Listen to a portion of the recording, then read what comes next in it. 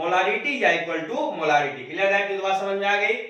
हम लोगों ने अभी बात किया था कि सर हम लोग आज जो डिस्कस करेंगे नॉर्मेटिव और मोलारिटी का रिलेशन न्यूट्रलाइजेशन रिएक्शन के लिए। आइए सबसे पहले हम बात करें case first for neutralisation reaction. Neutralisation reaction किसे कहते हैं? एसिड और बेस को आप मिला दो, क्या बनेगा? सॉल्ट और वाटर। जैसा कि आप जानते हैं, सपोज करो यहाँ पे मैंने एसिड ले लिया आपका HCl, अब बेस ले लिया NaOH, सॉल्ट बन गया आपका NaCl, अब प्लस वाटर। बहुत बार आप पढ़े हुए हैं। तो HCl आपका एसिड है, NaOH आपका बेस है, NaCl आपका सॉल्ट है और H2O आपका क्या है? वाटर है। क्लियर है? तो सारी बात आज हम आपके साथ करेंगे। एसिड और बेस को आप लेंगे, सॉल्ट और वाटर मिलेगा, that is called neutralisation reaction. वैसा रिएक्शन जिसमें एसिड और बेस को जब मिलाएंगे तो सॉल्ट और वाटर का फॉर्मेशन होगा, उस रिएक्शन को हम कहेंगे न्यूट्रलाइजेशन रिएक्शन। तो इसमें आप किसका किसका वैलेंसी फैक्टर कैलकुलेट करना पसंद करेंगे? एसिड का, बेस का, सॉल्ट का। ऐसा तो आप जानते हैं कैलकुलेट करने के लिए, तब पर भी आज हम लोग रिलेशन के पॉइंट ऑफ व्यू से इसको देखेंगे। फॉर एसिड, एसिड के लिए वैलेंसी फैक्टर मैंने क्या पढ़ाया? Basicity of acid. बेसिसिटी क्या होता है? बार बार बताने की आवश्यकता नहीं है। इसलिए normality equal to the molarity into valency factor. तो मोलारिटी इनटू वैलेंसी फैक्टर की जगह क्या आ जाएगा? बेसिसिटी। तो एसिड के लिए नॉर्मेटिव इक्वल टू द क्या आ जाएगा? मोलारिटी, वैलेंसी फैक्टर की जगह बेसिसिटी। तो कह सकते हैं for acid normality equal to the molarity into basicity. Clear है? कुछ एग्जांपल है, जिस जिस एग्जांपल को मैंने टिक लगाया आप उसी को केवल ध्यान दीजिएगा और डाटा सहित ये एग्जाम में पूछा जाएगा, चाहे वो नीट का एग्जाम हो या मेंस एडवांस का एग्जाम हो या 12th का एग्जाम हो, कि ये एसिड का वैलेंसी फैक्टर क्या होगा या एसिड का इक्विवेलेंट वेट क्या होगा। क्लियर है? समझ गए? या एसिड सॉल्यूशन में है तो उस सॉल्यूशन का नॉर्मेटिव और मोलारिटी का रिलेशन बताइए। मोलारिटी दे देगा, नॉर्मेटिव पूछेगा, और नॉर्मेटिव दे देगा, मोलारिटी पूछेगा, कुछ भी पूछ सकता है। क्लियर है? पकड़ना है आपको एसिड को, जिसको उसको मैंने टिक लगाया, जैसे HCl को टिक लगाया, H3PO2 को टिक लगाया, H3PO3 को टिक लगाया, H2SO4 को टिक लगाया, H3PO4 को टिक लगाया। तो ये सब आपका इंपॉर्टेंट है और इसी से एग्जाम में आएगा। आइए मतलब ये acid HCl, HNO3, H3PO2, H3PO3, CH3COOH। अब देखो इसमें हाइड्रोजन एक है, बेसिसिटी द वैलेंसी फैक्टर 1 हो गया, इसमें भी एक है 1 हो गया। यहाँ पे बात नहीं पच रहा है आपको, क्योंकि यहाँ पे 3 है, 3 होना चाहिए, हम बताएंगे आगे। यहाँ 3 है, 3 होना चाहिए, आगे हम बताएंगे। यहाँ पे 3 1 4 है, 4 होना चाहिए, नहीं 1 होगा। तो ये HCl, HNO3, H3PO2, H3PO3, acetic acid CH3COOH का वैलेंसी फैक्टर कितना होगा? 1। तो बेसिसिटी कितना होगा? 1। बेसिसिटी किसे कहते हैं? किसी भी एसिड के द्वारा जितना H+ आयन का रिलीज होगा किसमें? एक्वस सॉल्यूशन में, वो उसका बेसिसिटी कहलाएगा और वो उसका वैलेंसी फैक्टर कहलाता है। तो अगर ये सारे एसिड का HCl, HNO3, H3PO2, H3PO3, CH3COOH का अगर दी बेसिसिटी यानी वैलेंसी फैक्टर 1 है, इसे कहा जाता है mono. Mono means 1 basic acid. ये सारे को हम क्या कहेंगे? Mono basic acid. अगर दी टोटल को हम लोग मोनो बेसिक एसिड कहेंगे तो ध्यान देने वाली बात यह है बाबू, मोनो का मतलब होता है 1, बेसिक का मतलब बेसिसिटी, एसिड का मतलब एसिड। वैसा एसिड जिसका बेसिसिटी 1 हो वह मोनो बेसिक एसिड कहलाता है। अब मुझे ये बताओ, नॉर्मेटिव और मोलारिटी का रिलेशन की बात करो तो नॉर्मेटिव बराबर क्या पढ़े हो? Molarity into valency factor. यहाँ पे एसिड के लिए नॉर्मेटिव बराबर मोलारिटी इनटू बेसिसिटी। तो नॉर्मेटिव को मोलारिटी इनटू बेसिसिटी क्या है? 1। तो इसको अगर n बराबर m इंटू 1 कर दिया जाए तो m ही रहेगा, n बराबर m। क्लियर है? समझ गए? आइए सेकंड है H2SO4, H2C2O4 oxalic acid, H3PO3। यहाँ पे 2 हाइड्रोजन है, बात तो बन गया। 2 हाइड्रोजन है, बात तो बन गया। यहाँ पे 3 हाइड्रोजन है तो 2, तो इसका वैलेंसी फैक्टर 2 कैसे आया हम समझाएंगे, टेंशन ले लो, तत्काल समझो। सर ने कहा अब देखो इसका बेसिसिटी कितना है? 2, क्योंकि ये 2 H+ आयन रिलीज करेगा, ये भी 2 करेगा, ये भी 2 करेगा, इस ये 1 करेगा, 1 करेगा, 1 करेगा, 1 करेगा, 1 करेगा, इससे वैलेंसी फैक्टर 1। ये सारे 2 रिलीज करेंगे, वैलेंसी फैक्टर 2। इसे कहेंगे di basic acid. Di means 2, basic means basicity. वैसा एसिड जिसका बेसिसिटी 2 हो उसे हम कहेंगे डाई बेसिक एसिड। अभी आपने पढ़ा नॉर्मेटिव बराबर मोलारिटी इनटू बेसिसिटी। तो मोलारिटी आपका कितना है? m है, अब बेसिसिटी आपका कितना है इसका 2, तो कितना हो जाएगा 2m, यानी कि n बराबर 2m। क्लियर। तीसरा है H3PO4, यहां पर तो बात बन गया क्योंकि 3 हाइड्रोजन है, 3 हो गया। 3 मींस ट्राई, बेसिक में basicity acid, try basic acid उसे कहेंगे जिसका बेसिसिटी 3 होगा। तो आप बताइए यहाँ पे नॉर्मेटिव बराबर मोलारिटी इनटू 3 कर देंगे तो नॉर्मेटिव बराबर 3m चला आएगा। क्लियर है। तो रिलेशन तो आप समझ गए, लेकिन सर हम ये नहीं समझ पाए, हमको बस ये समझाइए कि ये एसिड ये तो समझ रहे आप, ये एसिड और H3PO2 को टिक लगाना है आपको, फेमस है। एसिटिक एसिड को टिक लगा लीजिए। इसका और ये और ये तीनों का 1 कैसे आया, इसका 2 कैसे आया। चलिए हम इसको आप समझाते हैं, आपको स्ट्रक्चर बना करके फिगर आपका हो जाएगा क्लियर। आप इसे लिखिए। आइए अब हम लोग सारे एसिड का स्ट्रक्चर ड्रॉ करेंगे और ये देखेंगे कि वैलेंसी फैक्टर हम लोग किस प्रकार उसका फाइंड कर सकते हैं। आइए, तो पहला हम लेंगे एसिटिक एसिड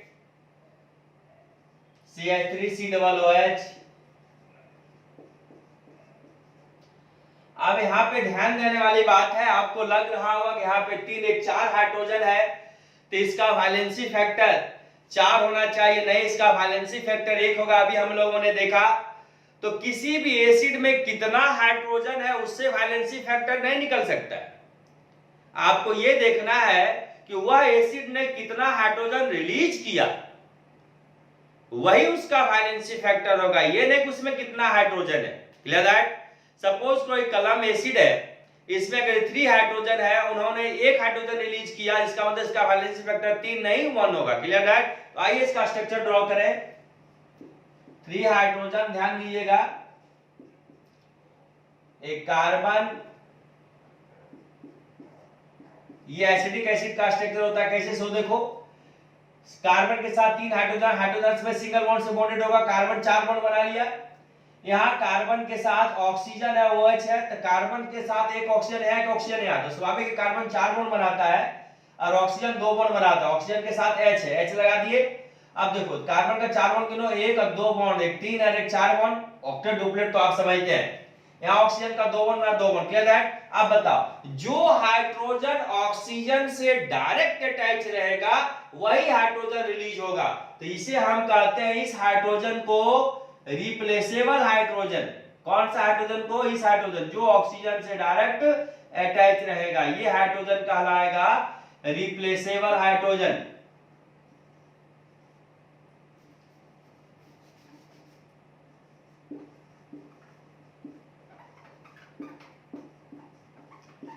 और इसी को हम लोग कहते हैं एसिडिक हाइड्रोजन।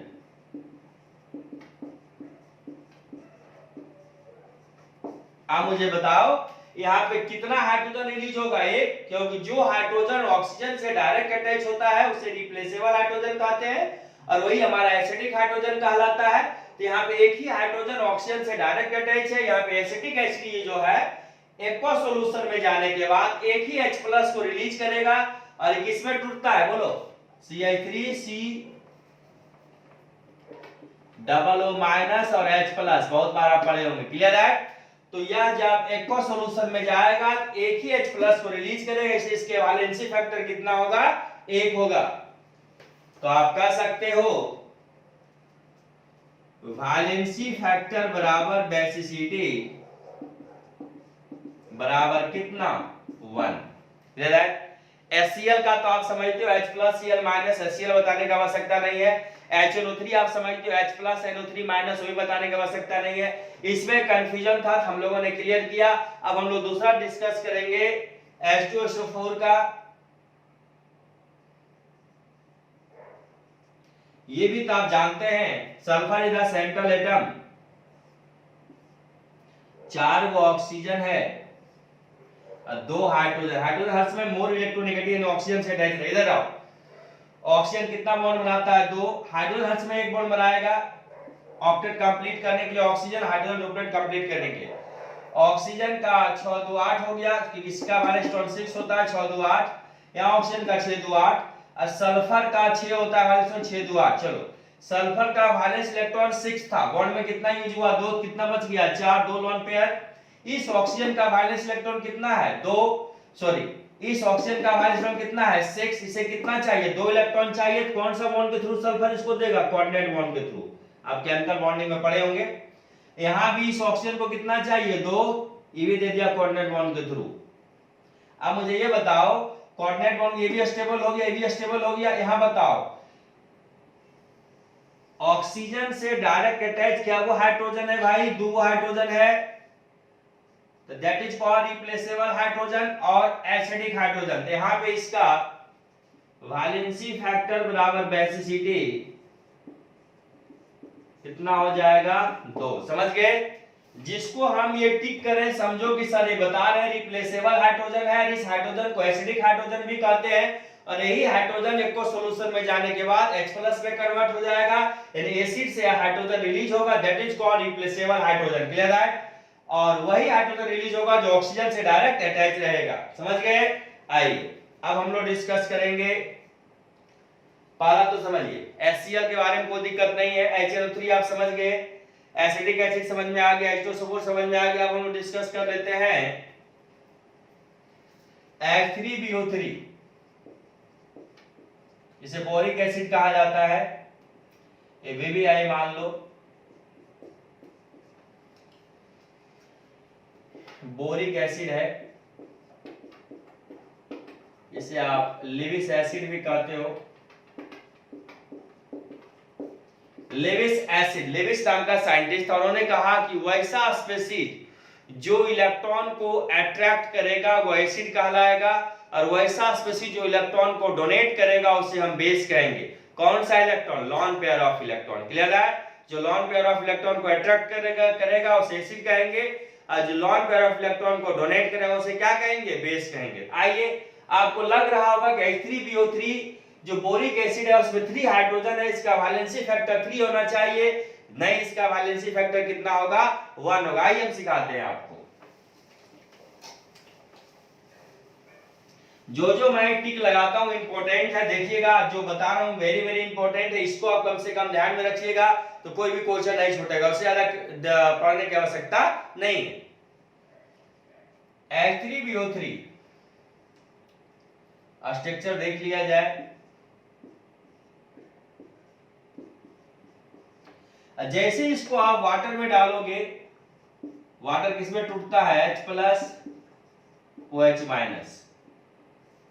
अब ध्यान दीजिएगा ऑक्सीजन का इलेक्ट्रॉन 6 और 6 एक साथ एक 8 ऑक्टेट कंप्लीट है, यहां भी ऑक्सीजन का ऑक्टेट कंप्लीट है, यहां भी ऑक्टेट कंप्लीट है, 2 बॉन्ड बनाता है, ऑक्टेट कंप्लीट हो गया।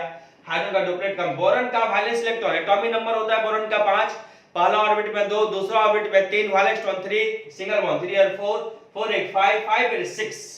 अब बताओ क्या इसका ऑक्टेट कंप्लीट है, नहीं, ये इलेक्ट्रॉन क्या है डिफिशिएंट है, तो इसे इलेक्ट्रॉन क्या कहिए चाहिए, तो किसी से इलेक्ट्रॉन क्या करेगा खींचेगा, that is called Lewis acid, because electron deficient species को लेविस एसिड कहते हैं, इलेक्ट्रॉन रिच को लेविस बेस कहते हैं। इलेक्ट्रॉन डिफिशिएंट जो इलेक्ट्रॉन को अट्रैक्ट करेगा, इलेक्ट्रॉन रिच इलेक्ट्रॉन को डोनेट करेगा। तो ये जो है 1- हमने बताया, ध्यान दीजिएगा 1- का मतलब एक लॉन पेयर होता है, क्योंकि H+ और OH-, तो स्वाभाविक है माइनस पर एक नेगेटिव चार्ज का मतलब एक लॉन पेयर होता है। कैसे, मान लो HCl है, इलेक्ट्रोनेगेटिविटी की बात करो, क्लोरीन का ज्यादा हाइड्रोजन का कम, बोलो क्यों, क्योंकि क्लोरीन आपका हैलोजन है, यहाँ पे सिंगल बॉन्ड है, सिंगल बॉन्ड में 2 इलेक्ट्रॉन यूज होता है, एक हाइड्रोजन का एक क्लोरीन का, ठीक है, मोर इलेक्ट्रोनेगेटिव क्लोरीन है, सिंगल बॉन्ड है, एक इलेक्ट्रॉन इसका एक इलेक्ट्रॉन इसका, तो ये तो अपना इलेक्ट्रॉन रखेगा, इसका भी क्या करेगा खींच लेगा, तो हाइड्रोजन पे कौन सा चार्ज रहेगा प्लस, क्लोरीन पे माइनस, तो यहाँ पे कितना इलेक्ट्रॉन इधर आया 2 इलेक्ट्रॉन, तो 1- का मतलब एक लॉन पेयर, समझ गए बाबू। अब बताओ यहाँ पे बोरॉन को का जो वैलेंस शेल में इलेक्ट्रॉन है पहले 3 था, 4 5 6 हो गया, इसे कितना चाहिए 2, तो ये वाला कहां अटैच हो जाएगा बोरॉन के साथ, जब बोरॉन के साथ ये चला जाएगा तो यहां पे क्या बन जाएगा जानते हैं, इधर आओ, B, यहां OH कितना है गिनो, 1 OH 2 OH 3 OH, और एक OH, ये 4 OH, और ये भी जिसके साथ अटैच हो गया, माइनस और H प्लस। अब मुझे बताओ कि यहां पर कितना H प्लस आयन रिलीज हुआ जी? 1। अब बताओ, आपको लग रहा होगा कि नहीं सर यहाँ 3 था, यहाँ पे वो 1 रिलीज हुआ, इसके यहाँ पे दिखने में लग रहा था 3 वैलेंसी फैक्टर हो गया, हुआ कितना? 1, एक H प्लस रिलीज हुआ, तो इसका वैलेंसी फैक्टर बराबर बेसिसिटी बराबर कितना? 1। समझ में आ गया बाबू? Clear that? लिख लीजिए H3PO2। अब देखिए ये भी VBI है, आपको लग रहा होगा इसका वैलेंसी फैक्टर 3 होगा, लेकिन हम लोगों ने अभी वैलेंसी फैक्टर इसका कितना लिया? 1 लिया। क्या ड्रॉ करेंगे? स्ट्रक्चर। आइए,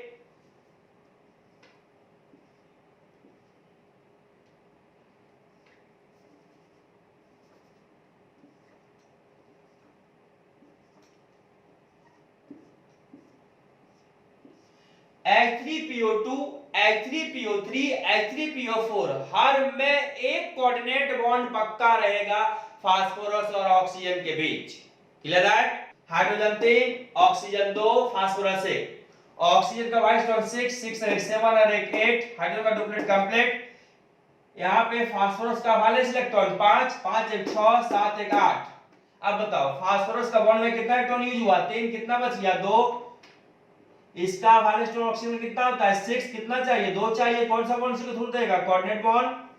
अब बताओ यहाँ पे क्या वो हाइड्रोजन ऑक्सीजन से डायरेक्ट अटैच है? एक, that is called replaceable hydrogen, that is called valency factor. Valency factor बराबर बेसिसिटी अब बराबर 1। H3PO3 ABBI है आपका,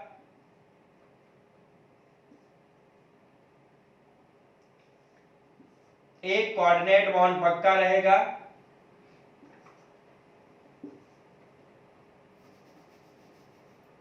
ऑक्सीजन और फास्फोरस के बीच। इसका 6 2 8, 6 2 8, फास्फोरस का 5, 5 3 8। फास्फोरस का बॉन्ड में कितना यूज हुआ? 3। कितना बच गया? 2। 3 इलेक्ट्रॉन यूज हुआ, 2 बच गया, क्योंकि 5 इलेक्ट्रॉन वाइस था। इसे कितना चाहिए? 2 चाहिए। कौन सा बॉन्ड के थ्रू देगा? Coordinate bond. तो ऑक्सीजन से डायरेक्ट अटैच हाइड्रोजन कितना है? 2 है। ये रिप्लेसेबल हाइड्रोजन, एसिडिक हाइड्रोजन कहलाएगा, तो इसका वैलेंसी फैक्टर जो होगा 2 होगा। अगर जी हम बात करें H3PO4, ये भी आपका VBI है, स्ट्रक्चर ड्रॉ कर लिया जाए।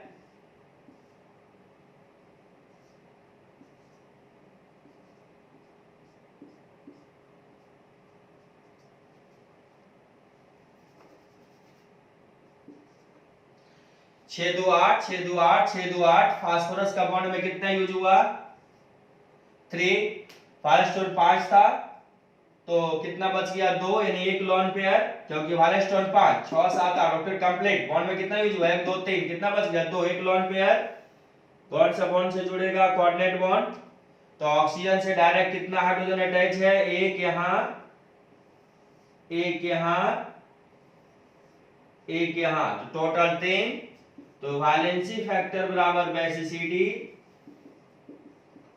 बराबर कितना? 3।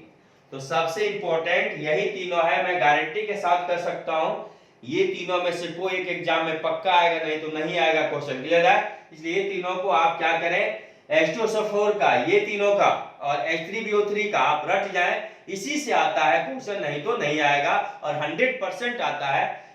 क्या क्या पूछ सकता है? इसका वैलेंसी फैक्टर आपसे पूछ सकता है, इसका इक्विवेलेंट वेट पूछ सकता है, मॉलिक्यूलर वेट में वैलेंसी फैक्टर।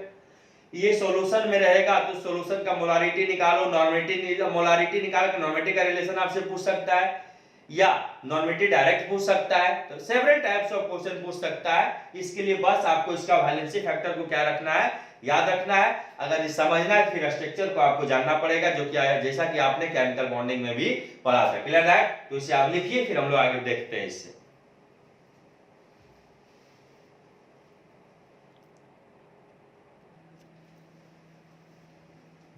आइए अब हम लोग बेस के लिए देखेंगे। For base valency factor equal to the acidity of base. मैंने आपको पढ़ाया था एसिडिटी किसे कहते हैं। कोई भी बेस को जब आप एक सॉल्यूशन में डालोगे, वह जितना OH माइनस आयन को रिलीज करेगा वह उसका एसिडिटी कहलाएगा और वह उसका वैलेंसी फैक्टर कहलाएगा। तो बेस के लिए valency factor equal to the acidity of base. तो इसलिए नॉर्मेटिव बराबर मोलारिटी इनटू एसिडिटी। क्यों? नॉर्मेटिव इक्वल टू द होता है मोलारिटी इनटू वैलेंसी फैक्टर। यहां पे वैलेंसी फैक्टर दिया आ जाएगा एसिडिटी। Clear that? हमने बेस लिया, एसिडिटी लिया और relation between normative and molarity. Base है NaOH, एक OH माइनस रिलीज करेगा, वैलेंसी फैक्टर 1। KOH एक OH माइनस रिलीज करेगा, वैलेंसी फैक्टर 1। NH3 को देख लीजिए थोड़ा सा। नाइट्रोजन का वैलेंस इलेक्ट्रॉन 5 होता है, इसके साथ 3 हाइड्रोजन सिंगल बॉन्ड के साथ बॉन्डेड है। हमने पिछले लेक्चर में इसको बताया था, आपको टेंशन नहीं लीजिए, रिपीट कर रहे हैं।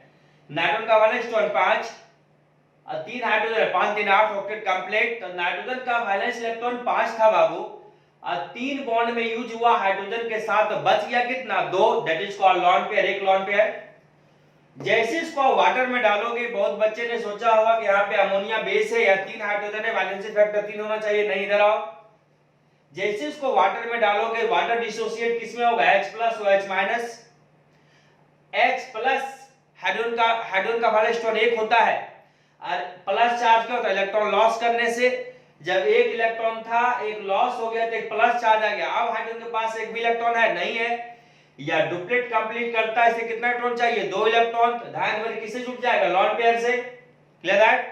तो लॉन पेयर से जुड़ गया तो 2 इलेक्ट्रॉन इसको इसके पास आ गया, हाइड्रोजन के पास, हाइड्रोजन का डुप्लेट कंप्लीट। अब देखो नाइट्रोजन 1 नाइट्रोजन 1, यहां हाइड्रोजन 3 और 1 हाइड्रोजन, ये 3 और 1 4, और टोटल पे कितना चार्ज है? प्लस NH4 प्लस और OH माइनस। मुझे ये बताओ यहाँ पे कितना OH माइनस आयन रिलीज हुआ है सॉल्यूशन में? एक OH माइनस आयन। तो वैलेंसी फैक्टर और एसिडिटी बराबर 1। तो इसका भी 1, इसका भी 1, इसका भी 1 1। Mono means 1। एसिडिक का मतलब एसिडिटी बेस। इसका यदि मोनो एसिडिक बेस का मतलब यह हुआ वैसा बेस जिसका एसिडिटी 1 हो। तो रिलेशन नॉर्मेटिव बराबर मोलारिटी। क्यों? क्योंकि normality equal to the molarity into valency factor, और वैलेंसी फैक्टर का एसिडिटी। तो नॉर्मेटिव बराबर मोलारिटी इनटू 1, तो नॉर्मेटिव बराबर मोलारिटी। पहला समझ गए। दूसरा ये 2 OH माइनस आयन को रिलीज करेगा, ये भी 2 OH माइनस आयन को रिलीज करेगा, ये 2 OH माइनस आयन को रिलीज करेगा, तो वैलेंसी फैक्टर 2 होगा, एसिडिटी 2 होगा। इसे डायएसिडिक बेस कहेंगे। डायएसिडिक बेस वैसे बेस को कहा जाएगा जिसका एसिडिटी 2 होगा। तो रिलेशन नॉर्मेटिव बराबर मोलारिटी इनटू एसिडिटी, तो मोलारिटी इनटू 2, तो नॉर्मेटिव बराबर 2m, m is the molarity. Clear that? ये 3 OH माइनस आयन को रिलीज करेगा, ये 3 OH माइनस आयन को रिलीज करेगा, तो इसका वैलेंसी फैक्टर 3, एसिडिटी 3, जिसे कहेंगे try acidic base. Try acidic base वैसे बेस को कहा जाएगा जिसका एसिडिटी 3 होगा। तो रिलेशन देखेंगे नॉर्मेटिव और मोलारिटी का। नॉर्मेटिव और मोलारिटी इनटू एसिडिटी, तो मोलारिटी इनटू 3 बराबर, इसलिए n बराबर 3m। क्लियर है? समझ गए बाबू? तो एसिड का आप समझ गए, बेस का आप समझ गए। हम लोग किसका देखेंगे? सॉल्ट का। तब न्यूट्रलाइजेशन रिएक्शन में कोई भी सवाल आएगा तो हम लोग क्या करेंगे? उसे बना देंगे। आप इसे लिखिए।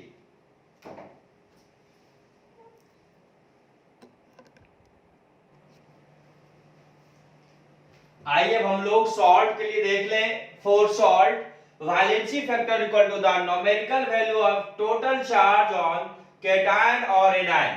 आप सॉल्ट को ले लो, पानी में डाल दो, क्लियर? डिसोसिएट हो जाएगा कैटायन और एनायन में। जितना कैटायन का चार्ज होगा उतना ही एनायन का चार्ज होगा, नहीं तो आपका डिसोसिएशन क्या है? गलत है। तो या तो कैटायन का चार्ज ले लो या तो एनायन का चार्ज ले लो। न्यूमेरिकल वैल्यू लेना यानी मैग्नीट्यूड लेना, या नहीं कि प्लस माइनस, जैसे 3 प्लस है 3 ले लेना, 3 माइनस है 3 लेना, मैग्नीट्यूड यानी न्यूमेरिकल वैल्यू। क्लियर है? तो किसी भी सॉल्ट का वैलेंसी फैक्टर होता है मैग्नीट्यूड ऑफ चार्ज या numerical value of charge on cation और एनायन, या तो कैटायन या तो एनायन। एग्जांपल सॉल्ट है NaCl, पानी में डाल दिए Na plus Cl minus, plus कितना है 1, माइनस कितना है 1, वैलेंसी फैक्टर 1, तो कह सकते हैं 1 पॉजिटिव या 1 नेगेटिव चार्ज ले लो, तो नॉर्मेटिव बराबर मोलारिटी। क्यों बोलो क्यों? क्योंकि नॉर्मेटिव बराबर होता है मोलारिटी इनटू वैलेंसी फैक्टर, पढ़े हो ना, मोलारिटी इनटू वैलेंसी फैक्टर। तो वैलेंसी फैक्टर 1 है तो m इनटू 1 बराबर m, n बराबर m हो जाएगा। आ जाओ सेकंड देखो, K2SO4 तोड़ दो, 2K plus SO4 minus 2, total charge kilo देखो तो 2 प्लस, क्लियर दैट, कोएफिशिएंट से मल्टीप्लाई 2 प्लस और 2 माइनस, तो वैलेंसी फैक्टर 2, तो 2 पॉजिटिव या 2 नेगेटिव चार्ज, n बराबर 2m। क्यों? नॉर्मेटिव बराबर मोलारिटी इनटू वैलेंसी फैक्टर, तो मोलारिटी इनटू 2 बराबर 2m हो जाएगा, n बराबर 2m, क्लियर दैट। आइए Na3PO4 3Na plus PO4 minus 3, यहाँ पे चार्ज देखो क्रॉस मल्टीप्लाई, कोएफिशिएंट से मल्टीप्लाई हो, सॉरी कोएफिशिएंट से क्या हो जाएगा मल्टीप्लाई, तो कितना हो गया 3 प्लस और 3 माइनस, आपने कहा ना numerical value of total charge, यहाँ पे 2 प्लस हो जाएगा, यहाँ पे 2 माइनस हो जाएगा, क्योंकि एक पोटेशियम पे 1 प्लस, 2 पोटेशियम पे 2 प्लस, एक सोडियम पे 1 प्लस, 3 सोडियम पे 3 प्लस, क्लियर दैट, समझ गए, तो एक सोडियम का 1 प्लस, 3 सोडियम का 3 प्लस हो जाएगा चार्ज। अब फॉस्फेट पे -3, तो इसका वैलेंसी फैक्टर कितना हो गया 3, तो 3 पॉजिटिव या 3 नेगेटिव चार्ज, नॉर्मेटिव और मोलारिटी का रिलेशन, नॉर्मेटिव को टू द मोलारिटी इनटू 3 कर दो तो बराबर 3m हो जाएगा, समझ गए बाबू। तो सॉल्ट का भी कांसेप्ट क्लियर हो गया। अब हम दूसरा केस डिस्कस करेंगे रिडॉक्स रिएक्शन के लिए, क्लियर दैट, इसको लिख लिया जाए।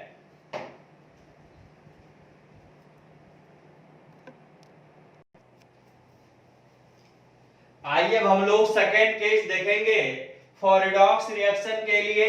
रिडॉक्स रिएक्शन क्या होता है? आपने 11th क्लास में पढ़ा होगा, रिडॉक्स रिएक्शन चैप्टर था आपका ऑक्सीडेशन एंड रिडक्शन। वैसा रिएक्शन जिसमें ऑक्सीडेशन के साथ साथ रिडक्शन भी होता हो, उस रिएक्शन को हम कहते हैं रिडॉक्स रिएक्शन। तो ऑक्सीडेशन किसे कहेंगे? वैसा रिएक्शन जिसमें एडिशन ऑफ ऑक्सीजन या रिमूवल ऑफ हाइड्रोजन ऑक्सीडेशन कहलाएगा।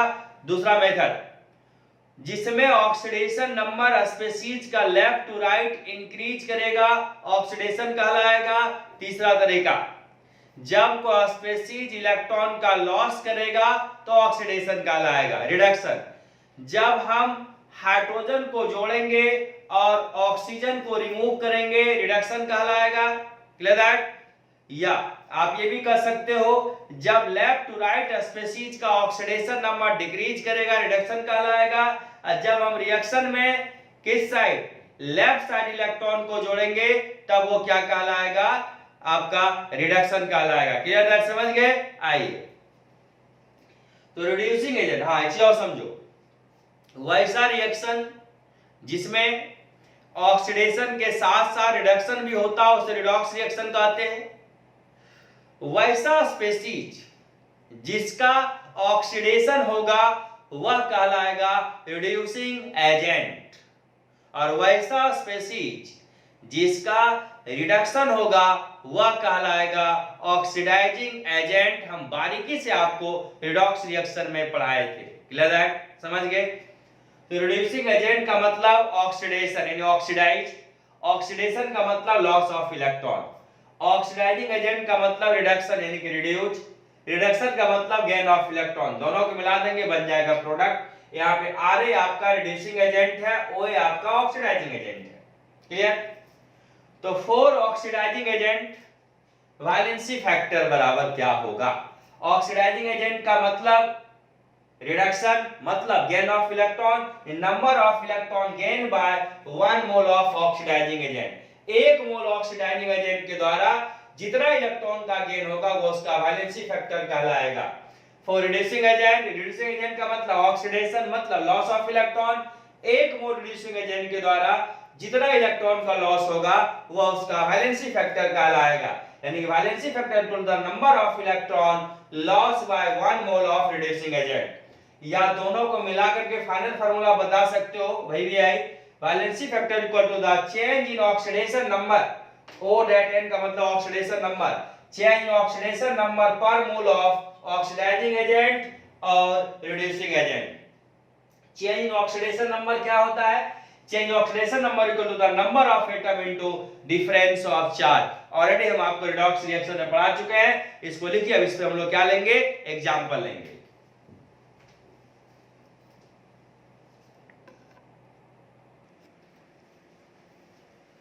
तो आइए अब एक एग्जांपल ले लें हम लोग रिड्यूसिंग एजेंट और ऑक्सीडाइजिंग एजेंट के लिए, जो रिडॉक्स रिएक्शन के देखा जाएगा।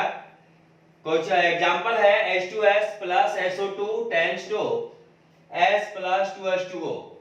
हाइड्रोजन है आपका 4, यहाँ हाइड्रोजन है 2 दूनी 4, सल्फर है 2, सल्फर है यहाँ 2 और 1 3, यहाँ पर 3, ऑक्सीजन है 2, यहाँ पर ऑक्सीजन है 2। रिएक्शन बैलेंस है। ऑक्सीडेशन नंबर निकालो। सल्फर का होता है -2, हाइड्रोजन का +1 निकालने आता है, ऑक्सीजन का -2, सल्फर का +4, यहाँ पे सल्फर का 0 न्यूट्रल है, हाइड्रोजन का +1, ऑक्सीजन का -2। अब बताओ +1 से +1 कुछ हुआ क्या? नहीं। ऑक्सीजन का -2 से -2 कुछ हुआ क्या? नहीं। -2 से 0, ध्यान दो, -2 से 0 ऑक्सीडेशन नंबर बढ़ा कि घटा? बढ़ा, इसलिए क्या कहलाएगा? ऑक्सीडेशन। जब left to right oxidation number increase करे तो ऑक्सीडेशन कहते हैं। तो ये सल्फर का -2 से 0 ऑक्सीडेशन नंबर इंक्रीज किया तो क्या कहलाएगा? ऑक्सीडेशन। तो कौन सा है? Reducing agent. यहाँ पर सल्फर का ऑक्सीडेशन नंबर H2S में जो सल्फर है उसका oxidation number left to right increase किया है तो ऑक्सीडेशन होगा। ऑक्सीडेशन का मतलब कौन सा है? Reducing agent. ऑलरेडी हम रिडॉक्स रिएक्शन में आपको पढ़ा चुके हैं। तो यहाँ पे H2S कौन सा एजेंट कहलाएगा? Reducing agent. अब देखो +4 से 0 बढ़ा कि घटा? घटा, तो क्या कहलाएगा? रिडक्शन। रिडक्शन मतलब ऑक्सीडाइजिंग एजेंट। तो यहाँ पे SO2 का सल्फर और SO2 में जो सल्फर है उसका oxidation number left to right decrease किया, रिडक्शन कहलाएगा, और वो ऑक्सीडाइजिंग एजेंट कहलाएगा। यहाँ पे ऑक्सीडाइजिंग एजेंट कौन है आपका? SO2। अब देखो हमको valency factor of oxidising agent निकालना है। ऑक्सीडाइजिंग एजेंट आपका SO2 है। आपने क्या पढ़ा? Change in oxidation number. ध्यान दो इधर, आपने वैलेंसी फैक्टर क्या पढ़ा? अभी हम ऑक्सीडाइजिंग एजेंट की बात कर रहे हैं। आपने पढ़ा ऑक्सीडाइजिंग एजेंट रिड्यूसिंग एजेंट के लिए valency factor equal to the change in oxidation number पर मोल ऑफ ऑक्सीडाइजिंग एजेंट और reducing agent. Change in oxidation number होता है number of atom into difference of charge. अब देखो सल्फर यहाँ पे कितना है? 1 ले लो सल्फर। चार्ज का डिफरेंस +4 से 0 तो 4 - 0 बराबर 4। यहाँ पे SO2 कितना मोल है? 1 मोल। 1 मोल में कितना इलेक्ट्रॉन का? 1 मोल SO2 जो है कितना इलेक्ट्रॉन का लॉस या गेन करेगा? 4 इलेक्ट्रॉन का। लेकिन यहाँ पर अगर ये ऑक्सीडाइजिंग एजेंट की बात है, रिडक्शन की बात होगी तो इलेक्ट्रॉन क्या करेगा? गेन करेगा। तो वैलेंसी फैक्टर कितना हो जाएगा इसका? 4। ये तो समझ गए आप। इसलिए इक्विवेलेंट वेट ऑफ SO2 पूछेगा तो molecular weight by valency factor, इसका मॉलिक्यूलर वेट आप निकालेंगे 64 आएगा, अब बाय 4 कर देंगे 16 आ जाएगा। अब हम बात करेंगे valency factor reducing agent H2S का। इधर आइए, आपने क्या पढ़ा? रिड्यूसिंग एजेंट के लिए वैलेंसी फैक्टर मतलब रिड्यूसिंग एजेंट का मतलब होता है आपका ऑक्सीडेशन यानी कि loss of electron by 1 mole of reducing agent, उसका वैलेंसी फैक्टर कहलाएगा। तो लॉस ऑफ इलेक्ट्रॉन या गेन ऑफ इलेक्ट्रॉन की बात किया जाए सिंपल कहते हैं चेंज इन ऑक्सीडेशन नंबर पर मोल ऑफ रिड्यूसिंग एजेंट, उसका वैलेंसी फैक्टर कहलाएगा। चेंज ऑक्सीडेशन नंबर क्या होता है? Number of atom into difference of charge. यहाँ पे सल्फर कितना एटम है? 2। डिफरेंस ऑफ चार्ज, यहाँ चार्ज कितना सल्फर का? -2, यहाँ कितना है? 0, बड़ा में छोटा करना, 0 - 2, 0 -2। देखो तो कितना हो गया? 2 × 2 बराबर 4। अब देखो ये कितना मोल H2S है? 2 मोल। 2 मोल के लिए कितना इलेक्ट्रॉन का लॉस होगा? 4। तो 1 मोल के लिए कितना होगा? तो 4/2 कर देंगे। 1 मोल के लिए कितना आ जाएगा? 2। इस कंडीशन में इसका वैलेंसी फैक्टर कितना हो जाएगा? 2, क्योंकि वैलेंसी फैक्टर रिड्यूसिंग एजेंट होगा number of electron loss by 1 mole of reducing agent. यहाँ पे 2 मोल में इलेक्ट्रॉन का लॉस होगा 4, तो 1 मोल में 4/2 बराबर 2। Clear that? तो इसका इक्विवेलेंट वेट हो जाएगा molecular weight by valency factor. तो मॉलिक्यूलर वेट H2S का निकालेंगे 34/2 बराबर 17। Clear that? इसका हम एक स्पेशल क्लास लेंगे जिसमें कि ऑक्सीडाइजिंग एजेंट और रिड्यूसिंग एजेंट का वैलेंसी फैक्टर हम कैलकुलेट करना सिखाएंगे एसिडिक मीडियम में, बेसिक मीडियम में और न्यूट्रल मीडियम में, और डिसप्रोपोर्शन रिएक्शन के लिए भी हम सिखाएंगे, जो कि बहुत स्मार्ट टॉपिक होगा। हर साल इससे नीट, मेंस, एडवांस और 12th के एग्जाम में क्वेश्चन पूछा जाता है, जो हम बताएंगे जिस स्पेसिस का उसी का आएगा। Clear that? आप इसको लिखिए।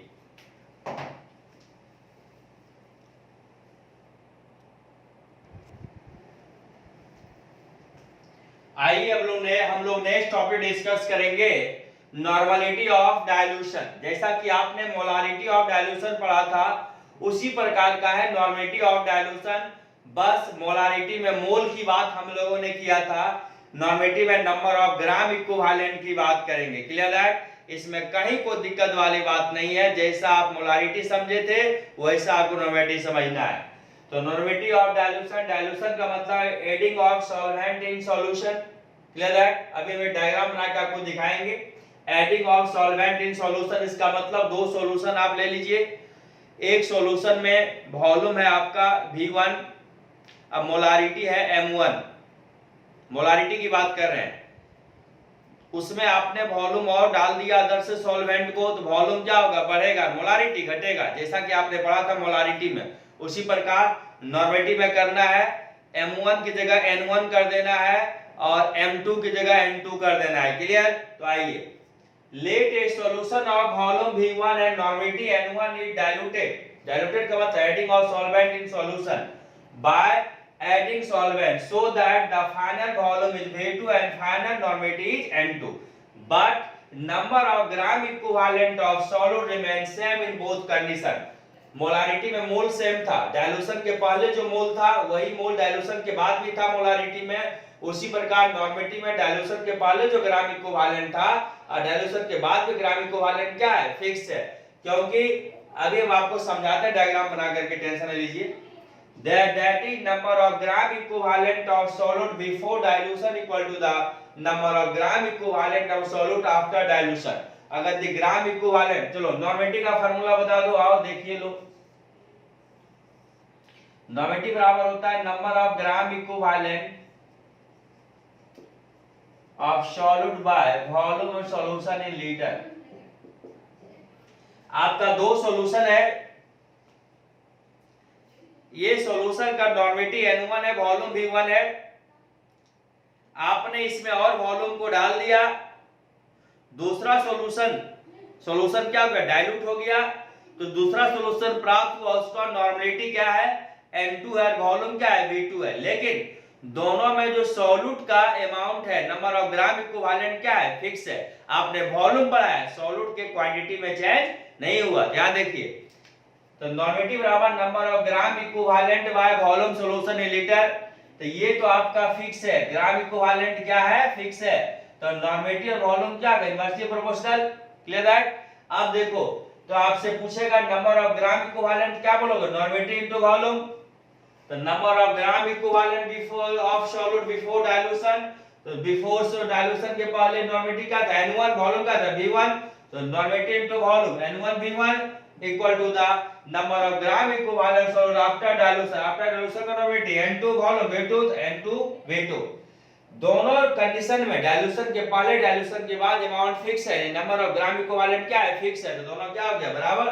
तो फार्मूला आ गया N1 V1 equal to the N2 V2। जैसा कि आपने पढ़ा था मोलारिटी में M1 V1 बराबर M2 V2, उसी प्रकार इसमें N1 V1 बराबर N2 V2, जहां पर N1 V1 है आपका normality and volume of solution before dilution, या इसको आप कह सकते हैं number of gram equivalent of solute before dilution. इसको लिखिए, फिर इसको डिटेल्स और हम बताते हैं। आप देखिए N2 V2 आपका है normality and volume of solution after dilution, या आप कह सकते हैं number of gram equivalent of solute after dilution. तो आपको बोलेगा वॉल्यूम ऑफ सॉल्वेंट एडेड क्या होगा? तो V2 माइनस V1। देखो समझो, एक सॉल्यूशन है जिसका नॉर्मलिटी N1 है, वॉल्यूम V1 है।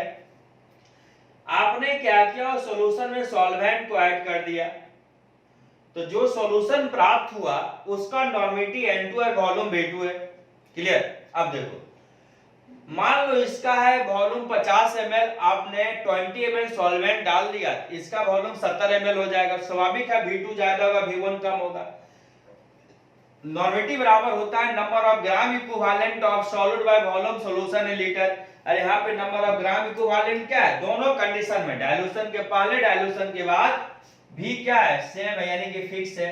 ये आपका फिक्स है। तो नॉर्मेटिव से वॉल्यूम का रिलेशन क्या होगा, इनवर्सली। तो मुझे ये बताओ, अगर इसका वॉल्यूम सेकेंड सॉल्यूशन का वॉल्यूम बढ़ा, क्योंकि था 50 ml, 20 ml 70 ml हो गया, वॉल्यूम बढ़ेगा, नॉर्मेटिव घटेगा, स्वाभाविक है। N2 आपका कम होगा, N1 आपका ज्यादा होगा। लेकिन यहाँ पे नंबर ऑफ ग्राम इक्विवेलेंट यानी अमाउंट ऑफ जो है सॉल्यूट, वो क्या है, फिक्स है। इसमें जितना सॉल्यूट का नंबर ऑफ ग्राम इक्विवेलेंट है, इसमें भी number of gram equivalent solute का क्या है, फिक्स है। तब नॉर्मेटिव वॉल्यूम का रिलेशन इनवर्सली होगा। अगर ग्राम इक्विवेलेंट फिक्स है तो इसका यदि आपसे पूछेगा इसका नंबर ऑफ ग्राम इक्विवेलेंट क्या होगा, नॉर्मेटिव इनटू वॉल्यूम N1V1। इसका नंबर ऑफ ग्राम इक्विवेलेंट पूछेगा, नॉर्मेटिव इनटू वॉल्यूम N2V2। और दोनों में ग्राम इक्विवेलेंट क्या है, फिक्स है, यानी सेम है। अगर इसका ग्राम इक्विवेलेंट x है, इसका भी x है, तो दोनों का ग्राम इक्विवेलेंट बराबर है। तो फार्मूला आ गया था हम लोगों का N1V1 equal to the N2V2। समझ में आ गया, क्लियर है। अब हम इन लोग इस पे क्या करेंगे, क्वेश्चन करेंगे। अब सीखो, अगर मान लो इसका वॉल्यूम है 50 ml, आपने 20 ml ऐड किया, इसका वॉल्यूम है 70 ml, तो पूछेगा कितना वॉल्यूम आपने ऐड किया, वॉल्यूम ऑफ सॉल्वेंट एडेड।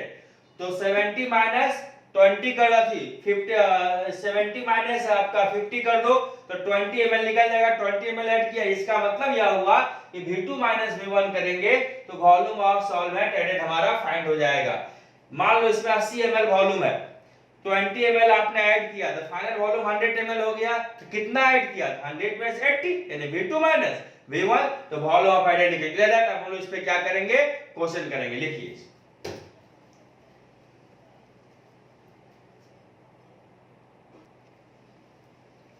आइए हम लोग इस क्वेश्चन को देखें। नॉर्मेटिव ऑफ डाइल्यूशन का सवाल है।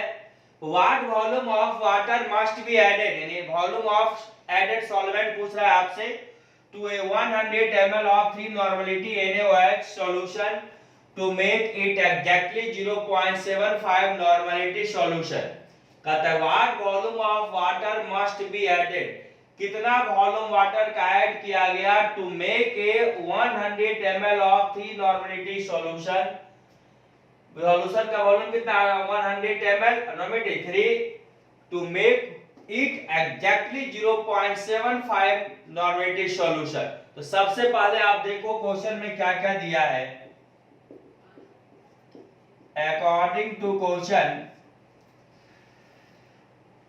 N1 आपका दे दिया है 3, अब V1 है आपका 100 ml, ठीक है। N2 है आपका 0.75। तो सबसे पहले V2 निकाल लो, फिर आप वॉल्यूम ऑफ वाटर एडेड आपको मेनली निकालना है, यानी वॉल्यूम ऑफ वाटर एडेड को वॉल्यूम ऑफ सॉल्वेंट एडेड भी आप कर सकते हो। तो सबसे पहले हम जानते हैं कि फॉर डाइल्यूशन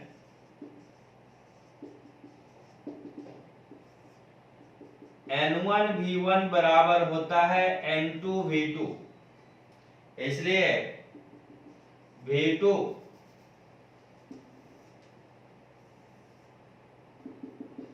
इक्वल टू दा हो जाएगा N1V1 बाय N2। N1 आपका है 3 और V1 आपका है 100, N2 है 0.75, डेसिमल आओ ऊपर चला जाएगा 100, 25 से काट दो, यानी कि 400 ml। इसलिए वॉल्यूम ऑफ वाटर एडेड, अभी हम पढ़ाए थे आपको, वाटर को आप सॉल्वेंट कर दो,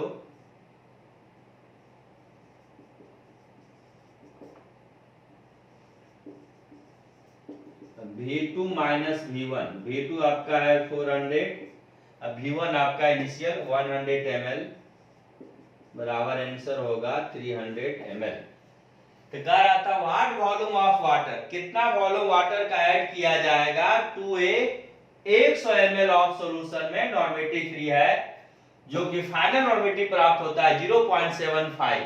तो सबसे पहले हमको फाइनल वॉल्यूम कैलकुलेट कर लिए, फाइनल वॉल्यूम निकल गया और उसमें से इनिशियल वॉल्यूम निकाले, वॉल्यूम ऑफ वाटर एडेड यानी सॉल्वेंट एडेड मुझे प्राप्त हो गया। तो नेक्स्ट क्लास इस पे हम लोग एक क्वेश्चन और करेंगे और पढ़ेंगे नॉर्मलिटी ऑफ मिक्सिंग। उसके बाद हम आपको कुछ इंपॉर्टेंट ऑक्सीडाइजिंग या रिड्यूसिंग एजेंट का वैलेंसी फैक्टर या आयन फैक्टर निकालना सिखाएंगे, फिर उसका इक्विवेलेंट वेट निकालना सिखाएंगे। क्लियर? Okay, thank you.